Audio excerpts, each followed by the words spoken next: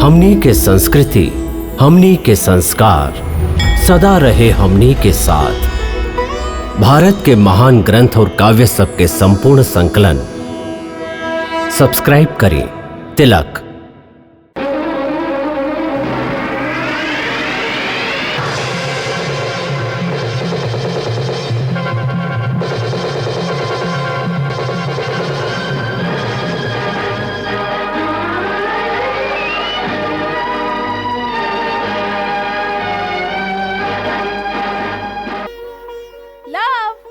भैया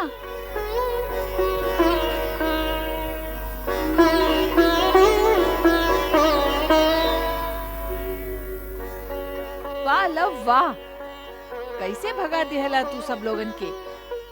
बाकी वो बेचारा सेनापति के जान से मारे की जरूरत ना रहल, मूर्ख रहे बेचारा, और मूर्खता खातिर प्राण दंड देहल उचित नहीं खे। भैया हम ओकरा जान से कहाँ मारले हई, हम तो ओकरा बेहोश कर दिले हई। पड़ल रही 4-5 दिन बेहोशी में।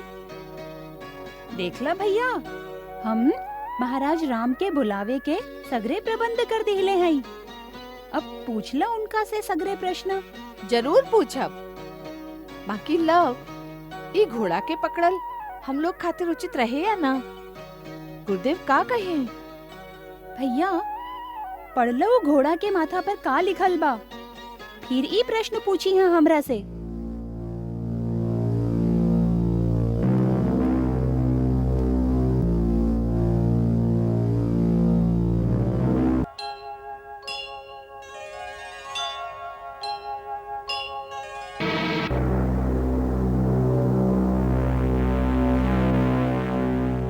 ला भैया, सूर्य पताका वाला रथ आ रहल बा।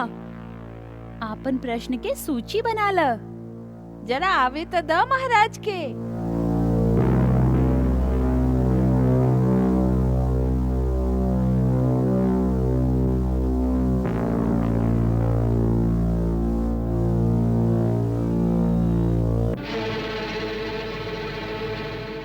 हम सुनले रही कि एक ही बालक है, तू तो दूगो बड़ा। चिंता मत करी, आपसे एक को लड़ी।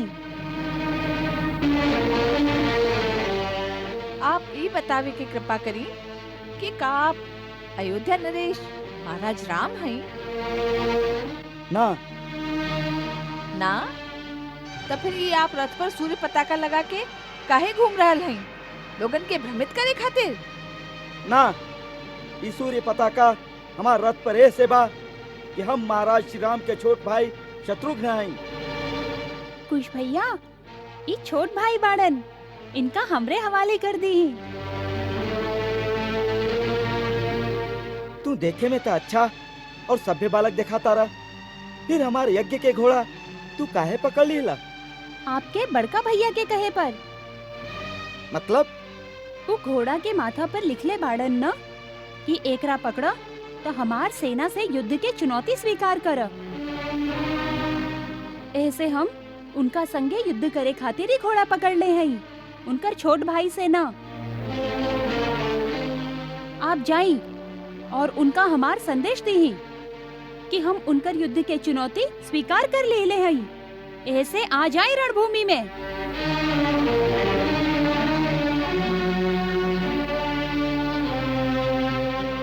देखा, ई लड़कपना के बाद अच्छा ना होला।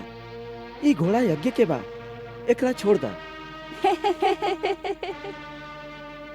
तुहार अवस्था के देख के हमके दया आवता, हम तुहार दूसरा अपराध क्षमा कर दे।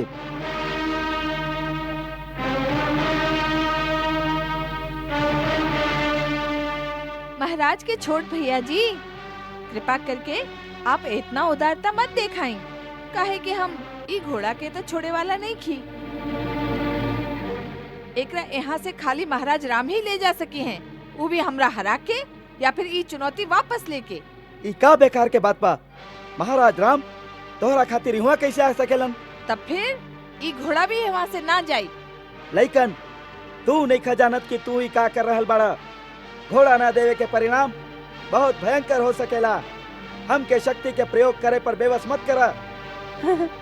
हम बेबस कहाँ कर रहल हैं? आपके शक्ति आपके वश में नहीं खेलागत, बार बार उभर आवेला। ऐसे शक्ति के प्रयोग करिए ली ही, ना तो धनुष उठौले उठौले हाथ थक जाई।